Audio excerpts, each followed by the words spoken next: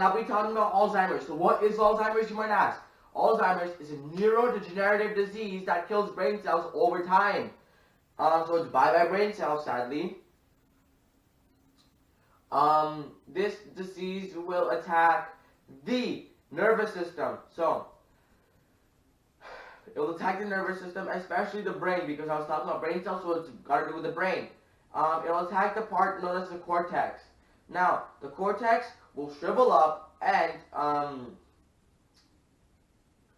damage areas that have got to do with thinking, reasoning, and remembering. But there's another area that will severely get damaged, known as the hippocampus. And I don't mean the hippocampus from the Percy Jackson movies. I mean the hippocampus, which is in the brain, especially in the cortex. So this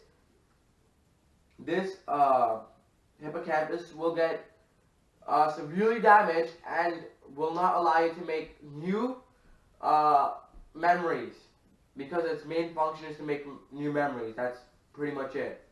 Now, the causes of Alzheimer's are just two things. Isn't that easy? Well, they're pretty straightforward to understand. First one is tangles, second one is plaques. Tangles are inside dead and or dying nerve cells, and the structure of a tangle is twisted strands of another protein, which I do not know the protein's name. Next, I'll be talking about plaques.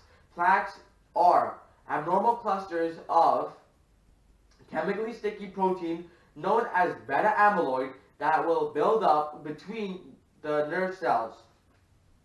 Alright, so that's straightforward to understand. Next, there comes the symptoms, like there's in every disorder and every disease. But Alzheimer's disease has specific symptoms like memory, judgment and decision making, planning and reasoning, and changes in behavior and or personality. Next, there are the risk factors also, like in every disease and disorder.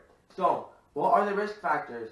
The risk factors are age groups, Down syndrome, mild cognitive impairment, family history and family generations that have had Alzheimer's before, lifestyle and heart health, past head trauma, and etc., etc.